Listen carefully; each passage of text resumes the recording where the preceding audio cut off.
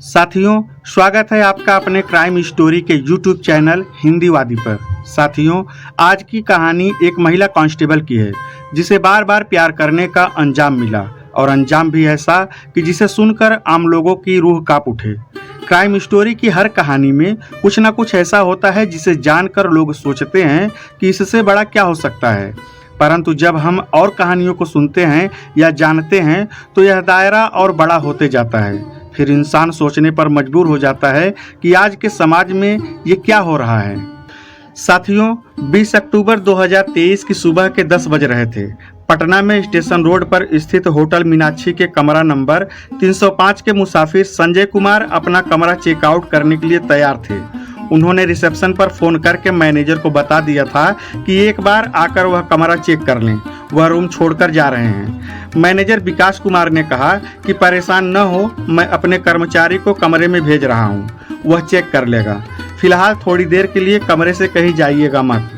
कुछ देर बाद कुछ सोचकर मैनेजर विकास कुमार किसी और को न भेजकर खुद ही कमरा चेकआउट करने तीसरी मंजिल पर स्थित कमरा नंबर 305 की ओर लिफ्ट में सवार होकर पहुंचा। जहां लिफ्ट थी वहां से कमरा नंबर 305 करीब 5 मीटर दूर पश्चिम की ओर था। वहां गैलरी से होकर जाना पड़ता था। उस गैलरी से होकर मैनेजर जब आगे बढ़ा तो देखा कि कमरा नंबर 303 का दरवाजा अधखुला था। भीतर कोई हलचल होती न देखकर मैनेजर विकास कुमार को कुछ शक हुआ तो वह कमरे में दाखिल हुआ। कमरे में महिला सिपाही की नग्नावस्था में खून से सनी लाश फर्श पर पड़ी हुई थी। उसकी वर्दी बिस्तर पर पड़ी थी। किसी ने बिस्तर से चादर उठाकर लाश के ऊपर डाल दी थी। पते की बात यह थी कि उसका पति कमरे या आसपास कहीं नजर नहीं आ रहा था। बिस्तर पर महिला सिपाही की वर्दी और एक बैग पड़ा हुआ था। नीचे फर्श पर 1 मीटर के इर्द गिर्द में सिंदूर बिखरा पड़ा था। वर्दी पर लगी नेम प्लेट से मृतका का नाम शोभा कुमारी पता चला। और तो और वर्दी के पास ही 2 कट्टे पड़े थे, जबकि नीचे फर्श पर एक कारतूस का खोखा पड़ा था। होटल मीनाक्षी स्टेशन रोड स्थित कोतवाली थाने में पड़ता है। मैनेजर विकास ने फोन करके घटना की सूचना कोतवाली थाने के इंस्पेक्टर कौशलेंद्र सिंह को दे दी थी। घटना की सूचना मिलते ही वह आनन फानन में कुछ पुलिस कर्मियों के साथ घटनास्थल की ओर रवाना हो गए। घटनास्थल पर पहुंचकर इंस्पेक्टर सिंह ने सबसे पहले कमरे का मुआयना किया। पता चला कि कमरा 19 अक्टूबर को किसी गजेंद्र कुमार यादव ने अपने और अपने पत्नी शोभा कुमारी के नाम पर बुक कराया था, जो जहानाबाद जिले के काको थाना क्षेत्र के दमुआ गांव का निवासी था। इसके बाद इंस्पेक्टर सिंह ने जिले के सभी वरिष्ठ पुलिस अधिकारियों को यह जानकारी दे दी थी। घटना की सूचना पाकर एसपी वैभव शर्मा, डीएसपी कृष्ण मुरारी प्रसाद मौके पर पहुंच गए थे। मौके से मृतका का पति गजेंद्र फरार था। इससे यही अनुमान लगाया जा रहा था कि घटना को अंजाम देने में उसी का हाथ होगा। पुलिस ने कार्रवाई पूरी कर लाश को पोस्टमार्टम के लिए जिला अस्पताल भेजवा दिया। अज्ञात हत्यारे के खिलाफ हत्या का मुकदमा दर्ज कर लिया और गजेंद्र की तलाश के लिए एक पुलिस टीम गठित करके जहानाबाद भेज दी। खोजबीन करती हुई पटना पुलिस 22 अक्टूबर 2023 को काको थाने पहुंची। काको थानेदार अजीत कुमार के साथ आरोपी गजेंद्र के घर दमुआ में दबिश दी। गजेंद्र घर पर नहीं मिला। बताते चलें कि गजेंद्र यादव के पिता रामाशीष यादव पहले गांव के चौकीदार थे। उनको कैंसर हो गया था। वे ज्यादातर बेड रेस्ट पर रहते थे। रामाशीष ने बताया, साहब, वह मेरे लिए कैंसर की दवा लेने के लिए 17 अक्टूबर को दिल्ली चला गया था और दवा लेकर 1-2 दिन में आ जाएगा। उसके बाद पुलिस ने बताया कि वह अपनी पत्नी की हत्या करने के बाद फरार है। पुलिस द्वारा बहू की हत्या की जानकारी मिलते ही घर में कोहराम मच गया। घर में रोना धोना शुरू हो गया। फिलहाल गजेंद्र के न मिलने पर पटना पुलिस जहानाबाद से पटना खाली हाथ लौट आई, लेकिन काको थाने को उस पर कड़ी नजर रखने को कह दिया। करीब सप्ताह भर बाद यानी 28 अक्टूबर 2023 को पुलिस ने कैंसर से पीड़ित पिता को हिरासत में ले लिया। पिता को पुलिस द्वारा गिरफ्तार कर ले जाने की सूचना किसी तरह गजेंद्र तक पहुंच गई तो उसने 30 अक्टूबर 2023 को जहानाबाद की अदालत में आत्मसमर्पण कर दिया। आरोपी गजेंद्र के आत्मसमर्पण करने की सूचना मिलते ही 1 नवंबर 2023 को पटना पुलिस टीम जहानाबाद के लिए रवाना हो गई और आरोपी गजेंद्र को अदालत के सामने पेश करके ट्रांजिट रिमांड लेकर वहां से पटना के लिए वापस रवाना हो गई। उसके बाद गजेंद्र से पूछताछ की गई। 2 घंटे तक चली कड़ी पूछताछ में आरोपी गजेंद्र ने पुलिस के सामने घुटने टेक दिए और अपना जुर्म कबूल कर लिया। पुलिस द्वारा पूछताछ में इस हत्याकांड की जो कहानी सामने आई, उससे यही पता चलता है कि शोभा ने अपने हाथों खुद ही अपनी बदनसीबी की दर्दनाक पटकथा लिखी थी। वह कहानी इस प्रकार है। 30 वर्षीय गजेंद्र यादव मूल रूप से बिहार के जहानाबाद जिले के काको थाना क्षेत्र के गांव दमुआ का रहने वाला था। अपने 2 भाइयों में गजेंद्र बड़ा था। जितना पढ़ने में गजेंद्र अव्वल था, उतना ही अपने अच्छे व्यवहार से लोगों को अपनी ओर आकर्षित करने में महारथी था। अपनी अलग पहचान बनाने के लिए उसने घर से कुछ दूर कुर्था मोहल्ले में कोचिंग सेंटर खोल दिया। उस समय उसकी उम्र 23-24 साल के आसपास रही होगी। उसका कोचिंग सेंटर चल निकला। बच्चों को वह मैथ और साइंस की कोचिंग देता था। उसके कोचिंग सेंटर में मोहल्ले के अनेक लड़के लड़कियां कोचिंग के लिए आने लगे। शोभा भी गजेंद्र की कोचिंग सेंटर में आती थी। यह बात साल 2018 के आसपास की थी। उसी दौरान उसे शोभा से प्यार हो गया। गजेंद्र जैसे प्रेमी को पाकर शोभा बहुत खुश थी और उससे शादी करने के लिए तैयार हो गई थी। एक दिन समय देखकर गजेंद्र ने अपने पिता से अपने और शोभा के रिश्ते की जानकारी देकर शादी करने की अपनी इच्छा जाहिर की, तो उन्होंने इजाज़त दे दी। लेकिन उसके पिता ने सामने एक शर्त रखी कि शादी के बाद पत्नी को लेकर यहाँ पुश्तैनी मकान में वह नहीं रहेगा। गजेंद्र ने अपने प्यार को पाने के लिए पिता की इस शर्त पर अपनी स्वीकृति की मोहर लगा दी और शोभा से कोर्ट मैरिज करके शहर में किराए का कमरा लेकर उसके साथ रहने लगा। गजेंद्र के पिता रामाशीष यादव की ऐसा करने के पीछे एक बड़ी और खास वजह थी। दरअसल जब गजेंद्र 13 साल का था तो उसका अपहरण हो गया था। अपहरण एक लड़की के पिता ने किया था अपनी बेटी से शादी करने के लिए। बिहार में कहीं कहीं पकड़ुआ विवाह का प्रचलन आज भी जारी है। होता यह है कि लोग अच्छे परिवार के लड़के का अपहरण कर अपनी बेटी के साथ जबरन उसकी शादी कर देते हैं। गजेंद्र की भी जबरन शादी करा दी गई थी। शादी कराने के बाद लड़की के घर वालों ने उसे उसके घर तक पहुंचा दिया था।